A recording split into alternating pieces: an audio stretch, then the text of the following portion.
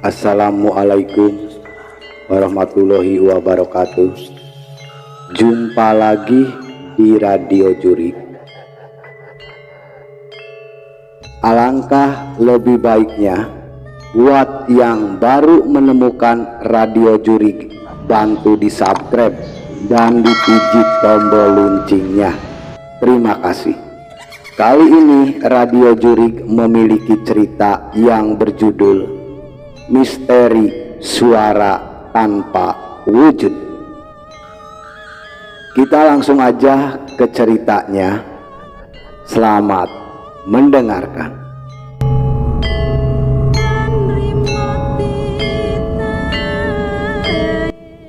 Malam itu sangat pekat, tak berbintang.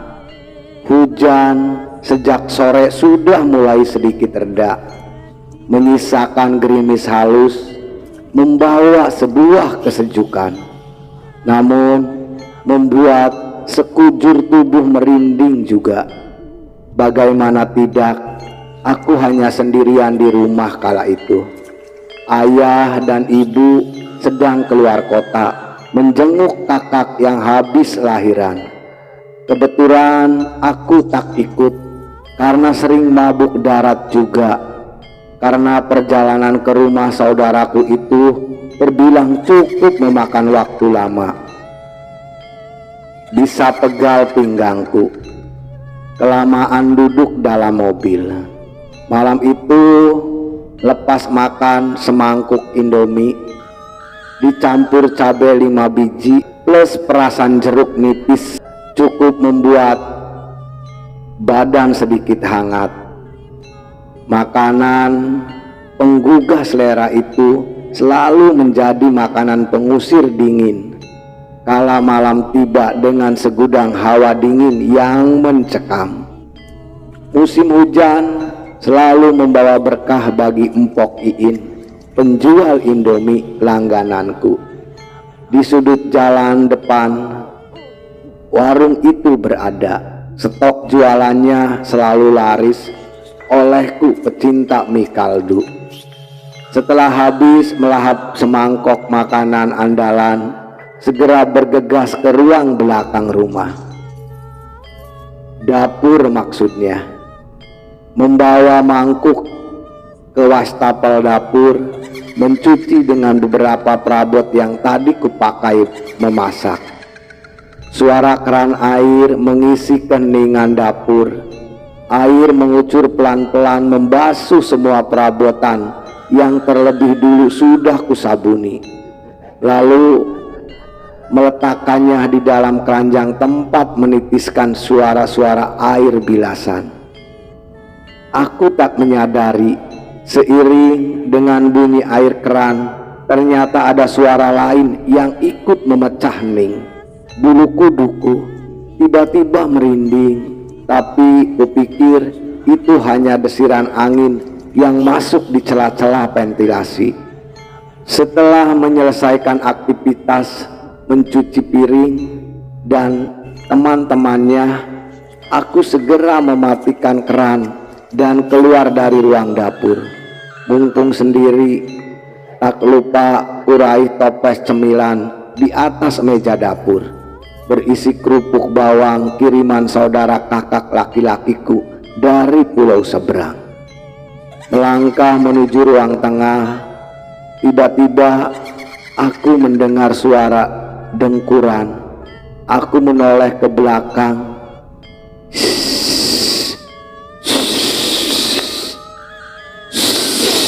Suara siapa sih itu? Bukankah aku cuma sendiri di rumah? Tak habis pikir, kembali kulangkahkan kaki. Suara itu terdengar lagi, mungkin gesekan sandal jepitku di lantai yang mengeluarkan bunyi itu. Toh, tadi waktu menoleh ke belakang tidak ada apapun yang mencurigakan. Jendela dan pintu telah kututup rapat, malah sudah terkunci double biar lebih aman. Aku tak menghiraukan bunyi-bunyi itu lagi. Masa bodoh, masa aku harus takut? Ini kan rumahku. Lagi pula itu cuma suara gesekan sandal bertemu dengan lantai. Kenapa pula harus membuatku takut? Ya enggak lah, aku enggak takut. Kulirik jam di dinding di sana, tertera pukul 20:30. Masih terlalu dini buat masuk ke kamar. Mending cari hiburan dulu. Kuraih remote TV, menyalakan yang berada di pipih berukuran besar, mencari channel sinetron favorit. Kebetulan lagi iklan. Sengaja volume TV ku besarkan biar hilang rasa takut yang mengundang itu. Namun ada yang aneh kurasa.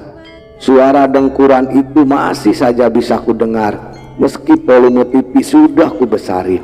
Wah, ini tidak bisa ku diamkan begitu saja. Ku kecilkan suara TV, bahkan hampir tak terdengar. Memejamkan indera pendengaran, mencoba mendengar dan melacak sumber suara mirip dengkuran itu. Sekaligus mencoba meredam rasa takut. Semoga bukan hal-hal mistis, harapanku. Nah, suara itu kembali terdengar. Kutelisik penjuru rumah nihil, tak ada siapapun. Gemas rasa hati ini. Tak sadar akhirnya ku keluarkan suara. Siapa itu? Siapa itu? Tak ada jawaban. Hening seperti biasa. Hanya suaraku yang memantul di dinding rumah. Apakah aku berhalusinasi? Entah, suara itu terdengar jelas tetapi tak terwujud. Sayangnya aku tak punya indera keenam yang bisa melihat makhluk tak kasat mata itu. Kunyalakan saklar lampu utama. Ruangan pun seketika terang benderang. Cuma ada aku mematung di dekat tombol saklar lampu. Di depan, di belakang, di samping, tak ada siapa-siapa kecuali aku sendiri. Daripada terpenjara oleh ketakutan sendiri, akhirnya TV ku matikan saja. Sekalian agar dapat kucermati suara itu berasal dari mana. Kututup rapat toples cemilanku biar di atas meja. Kuputuskan masuk ke kamar saja. Setelah terlebih dahulu mematikan lampu saklar utama, setidaknya di dalam kamar ada rasa aman yang terasa. Aku lalu merapal ayat-ayat kursi. Subhanallah, suara mirip dengkuran itu tak lagi terdengar. Entah itu tadinya hanya sebuah ilusi atau hanya sebuah suara di alam bawah sadarku, atau apa? Aku tak mau tahu lagi. Setidaknya dengan berkat keyakinan hanya kepada Allah, sementara itulah yang membuatku yakin dan berani. Di dalam kamar kurai ponsel di atas nakas, ku cari namanya ayahku dan langsung menghubungkannya. Bukan hendak melaporkan keganjilan yang kurasakan, tetapi ingin mengetahui kabar mereka di sana. Panggilan itu pun tersambung. Setelah berbalas salam, aku pun ke pokok tanya, "Ayah, gimana keadaan kakak Ati? Kalian di sana baik-baik saja kan?" "Iya, alhamdulillah. Kami semua di sini baik-baik saja. Kamu di rumah gimana? Tidak takut sendirian kan?" "Tidak kok ya. Ini sudah di kamar, mau tidur. Salam buat semuanya ya." Ku akhiri percakapan via ponsel itu dengan salam. Tak lupa tadi ayah mengingatkan untuk membaca doa agar tidak terganggu. Alhamdulillah, hingga pagi menjelang tak ada suara-suara yang kudengar mengganggu itu lagi. Sebelum tidur ku baca surat Al-Ikhlas, Al-Falaq, dan surat Al-Anas sebanyak 3 kali. Lalu setelah membaca ayat kursi dengan mengulang 3 kali, Pada bacaan akhirnya kemudian tak lupa membaca doa tidur dan menyapu seluruh badan. Tak lupa pada malam selanjutnya setelah sholat isya, kulantunkan ayat-ayat Al-Quran selembar demi selembar, menambah sugesti keberanianku akan sesuatu yang berbau mistis. Itulah yang membuatku berani tinggal di rumah meski sendiri, berani tidur sendiri tanpa takut dengan apapun, karena aku hanya berserah diri pada Sang Ilahi pencipta semesta alam ini. Tamat. Itulah kisah yang memiliki judul Misteri Suara Tanpa Wujud. Sampai di sini. Terima kasih buat teman Radio Jurik yang sudah mengikuti cerita Radio Jurik. Semoga cerita Radio Jurik bisa bermanfaat buat teman Radio Jurik semuanya.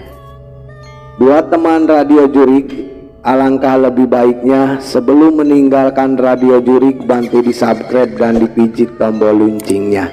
Terima kasih. Selamat beraktivitas dan tetap semangat.